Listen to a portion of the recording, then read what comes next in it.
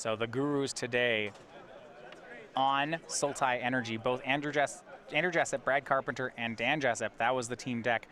For the team captain, Jim, he went with blue-white approach. Certainly this is more Jim's style, just wasn't feeling the Sultai deck. And now we'll see the two square off. Yep. Yeah, Jim says specifically these green good cards decks, these are very much not his style, and blue-white control certainly right up his alley.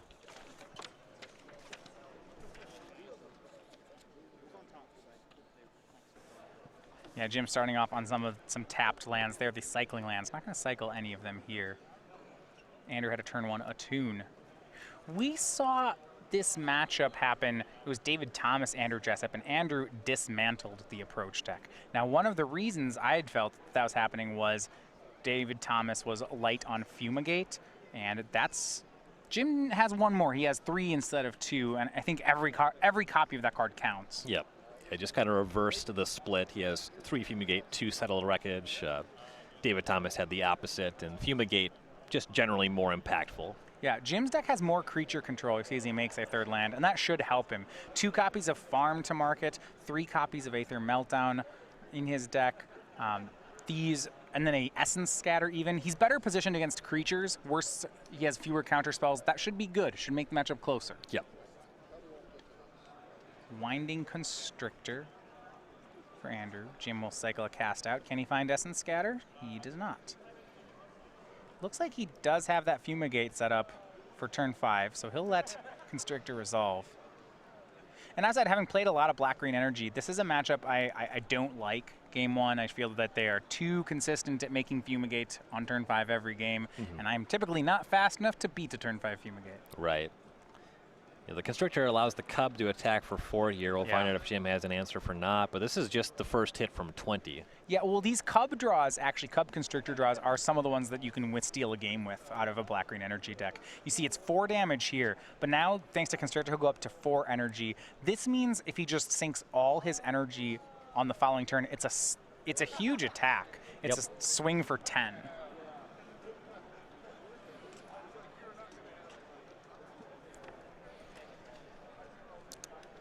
And Jim does have the requisite lands to get up to Fumigate as well. Yeah, he has a cast out in hand. And it'll be interesting to see if he main phase casts out the Cub. If he does, and Andrew has a Blossoming Defense, it'll cost Andrew an energy, which is actually 2 points of damage.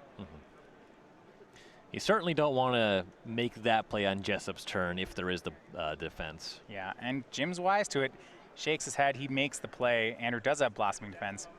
You saw the shake of the head. I think it's because Jim has Fumigate and an untapped 5th land, which says, this Cub is so much damage. I probably just have to do this now. Yep. Jessup's draw, Fatal Push. Still able to attack for fully half of Jim's life total on this turn. Yeah. He has Rogue Refiner in hand. If he wants to commit another threat, that would be the card to do it with. Down to 2 energy. Looks like he's going to make that blue mana. Makes Rogue Refiner. Up to 5 thanks to Constrictor. Draws another Long Tusk Cub. His hand is Cub, Walking Ballista. He does have another Blossoming Defense, but it looks like he did not hit the land for it. And with that Refiner, he's back up into the territory to be able to attack for 12. Yeah, make that 10. Attacks for 10 puts Jim to 6. Goes up to 4 energy. All right, just show me Fumigate. Fumigate or bust. Unfortunately, it is Fumigate. It is Fumigate, yeah. He'll cast it, sweeps him away. Jim goes to 9. I believe Jim's hand is just lands and another Fumigate right now. Not a bad spot to be in, though. You'd rather have something that could 1-for-1 in this short window here. Jessup won't be able to commit 2 threats. No, not a bad spot to be in. Speaking of bad spots, Andrew drawing another Fatal Push that turn. And actually, if Jim has 2 more lands and a Fumigate, that might be good enough. His draw that turn was Approach of the Second Sun. You see, he'll just Fumigate away 1 Long Tusk Cub. Sure. If you're casting Approach the next turn, you figure it out from there. Yeah, you're either casting the Fumigate this turn or casting it 2 turns later. 2 turns later doesn't feel good, so might as well be now. Glint Sleeve Siphoner for Jessup. And these game 1s are just hard to win because of this game plan. And here we go for Jim. Land 7. I believe he has to Approach the Second Sun. Here's some technology in his deck. He has the card Ipnu Rivulet. That's the blue desert. He has 4 copies of it in his deck. And while one of the jokes is it's good in the mirror, it mills your opponent, what I actually like about it is if he has an extra land, he can sacrifice an Ipanu Rivulet to mill himself for 4, which actually is very powerful when you're trying to get to approach with a second sun. Yep, and he does have the 8th land in hand rolled up. Right. If he can find some other cantrip that he can cast in the following turn, he'll just be able to approach in a short window here. Yeah, and he went up to 17 on that approach, the card gaining 7 for him.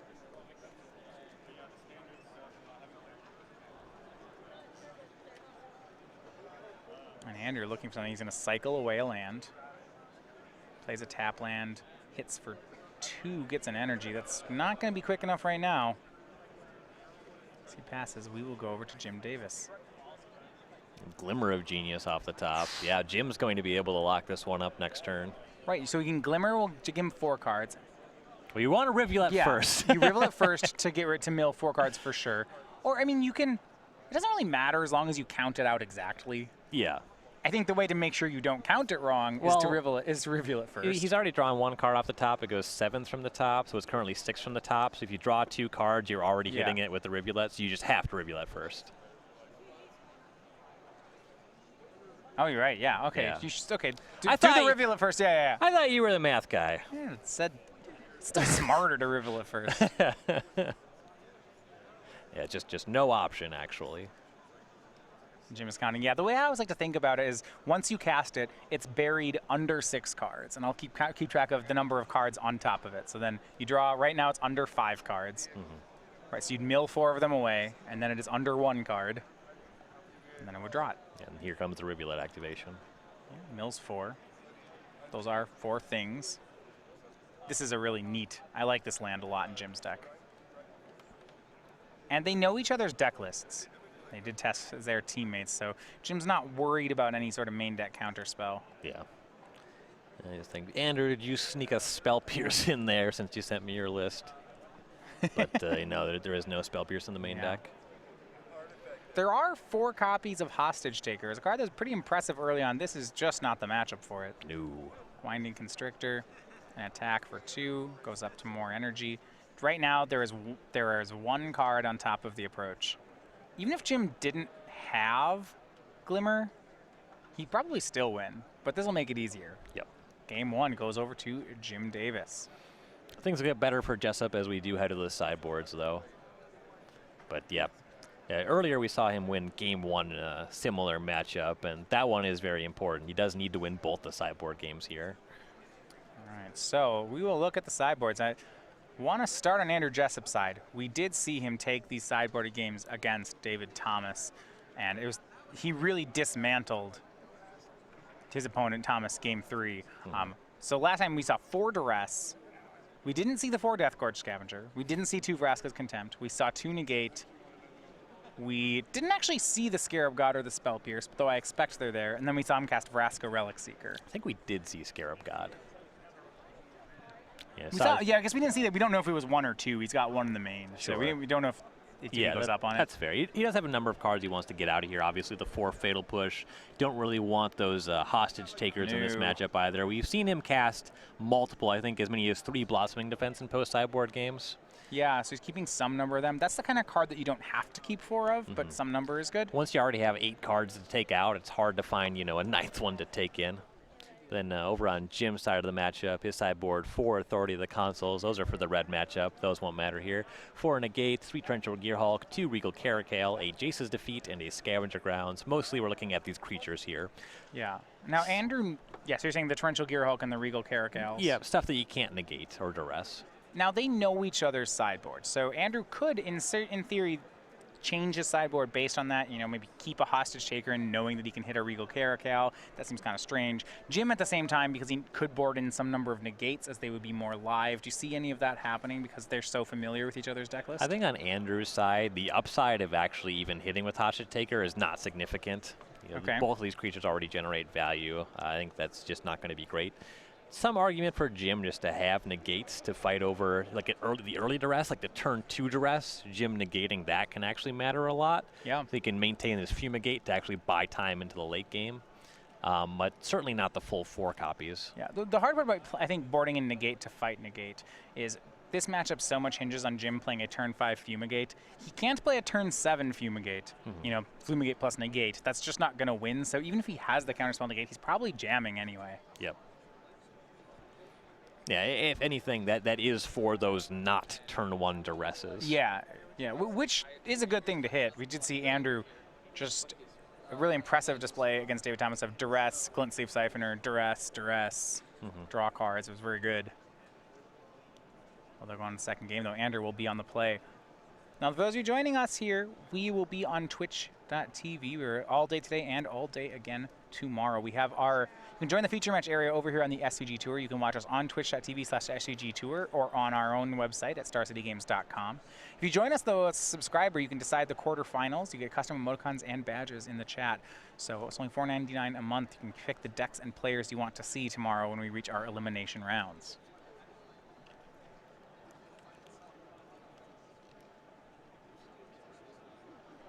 Now for Jim Davis, the captain of the Metagame Gurus from Long Island, New York, a frequent streamer of Magic also on his own Twitch channel. He has a pair of open wins and 3 invitational top 8s. Though his biggest achievement, I would say, captaining the most successful team on the SCG Tour and then being the Players' Champion back in 2015. Certainly something that a lot of viewers would be envious of is the fact that Magic just is his full-time job, you know, fully able to support himself off of that and gets to play in a band in his free time as well. A Magic streamer. Yeah.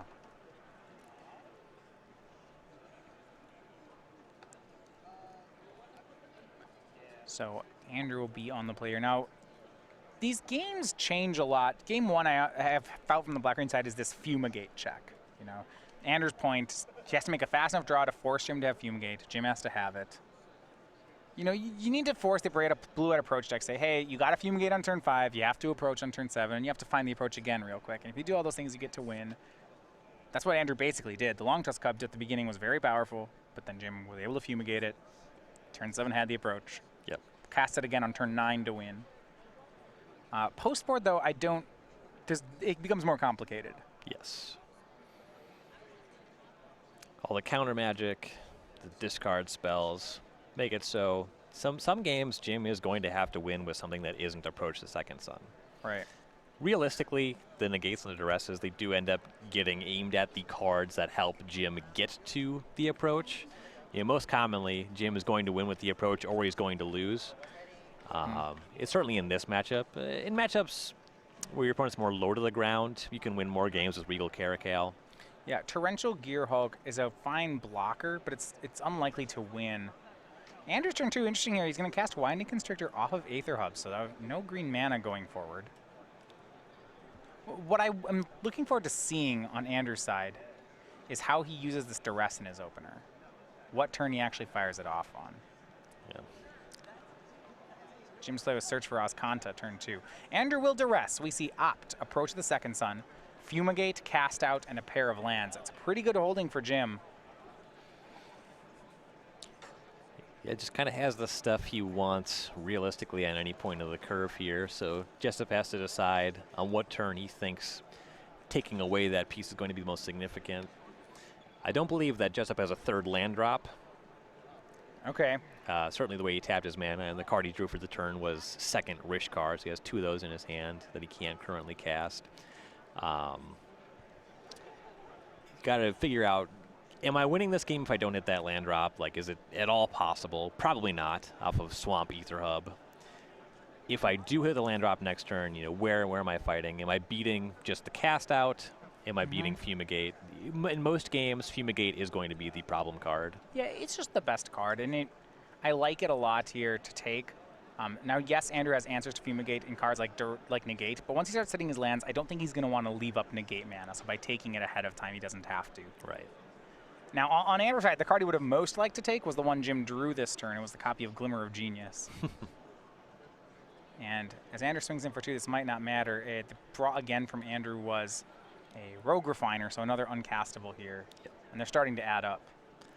Yep, needs a 3rd land drop, only can produce 1 color of mana currently. Just a lot of problems for Jessup's hand. Winding Constrictor is just never going to get there on its own. You play this card because it just drives synergies. And 9 turns later, you know, Jim opts into Opt. Scry to the bottom.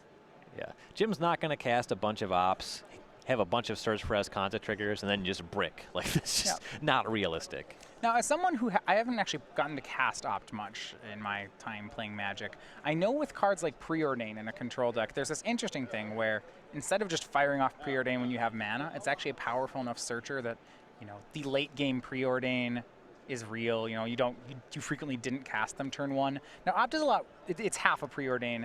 Do you find yourself with these kind of decks, I know you play a lot of blue decks with like cantrip things like this, firing them off just whenever you have the mana, or are they more tactical than that? So there's another factor here that you didn't discuss, and that's the fact that Jim's deck just needs to hit every land drop and have a relevant spell on every point of the curve. He constantly has something that he's looking for, and for that reason, you really just want to be very proactive with your ops. It's going to be very rare that Jim just has a blue mana and does not cast op. Okay. What it actually did for him this time is because he played so many opts on upkeep, his Search for Azcanta found the Azcanta land. And that's now available. So in a sense, it rampant growthed him. Yeah, just put a bunch of ops on the graveyard, so there you go. You know, if you think back that he played a mono blue rampant growth in a deck that's trying to get to 7 mana, that's really powerful what just happened here. Yes. Rishkar, Andrew finally hits the land, but Jim has Censor at the ready. Great window for Censor there. Yeah, it's just bullying with this mana advantage. Draws Glacial Fortress, no need to cast Glimmer just yet. His hand is this Glimmer of Genius, land 6, Gearhulk, approach. This Yikes. is, yeah. Andrew better have a lot of negates. And he better find a blue mana for him. Well, he's got the Aether Hub. Here's another Rishkar. Gearhulk Censor is an option for Jim. He might. He's probably just going to Glimmer. He let it resolve, and that's such a sign of strength. And how about this? He lets it resolve and then plays the Gearhulk. So well done by Jim. Little Gearhulk opt. This is nice. I'm a big fan of this play. Yeah. I bet you didn't think I had a Gearhulk because I let your guy resolve. Well, it's because I knew I was going to get your other creature. Going to kill your creature that actually could attack this turn. And he opts into another Gearhulk. This is a nightmare for Jessup. I don't think anybody in this entire tournament is going to Gearhulk or Glimmer of Genius. Oh, yeah, you were waiting for that Gearhulk for Glimmer, and he's going to Gearhulk opt instead. It's like the way that the game was going, even if you just cast Glimmer, he wouldn't Gearhulk because he already has 2 approaches. It's just like 100 reasons why that's not going to happen. He'll cast approach, Jim goes to 21, puts it 7th from the top. Now, this is a ruse. We know Jim has another approach in his hand. And he attacks for 5. Beatdowns. Ugh, that's so rude. I am the aggressor. You don't need to do damage. That's not real. If Andrew taps out, Jim's going to win. If Andrew doesn't tap out, Jim's still going to win. He's got another Gearhulk in his hand and a Glimmer. You're thinking it might be good enough. So many ways that Jim wins this game. And this is interesting. I want to look at that Search for Azcanta. A lot of times when we evaluate the card, we look at the land and says, hey, we'll use that ability. Jim, and in this case, Jim isn't. But the thing he did use was hitting 7 mana on turn 6. That was really good. Ooh, powerful sideboard card from Jessup. Here's that Death Gorge Scavenger. Yeah, okay. That's going to gain Andrew 2 life. Jim says, I have another approach in my hand. Is that going to work? And Andrew said, yes, it does. So that the showdown between the players, a rout for Jim Davis, the team captain.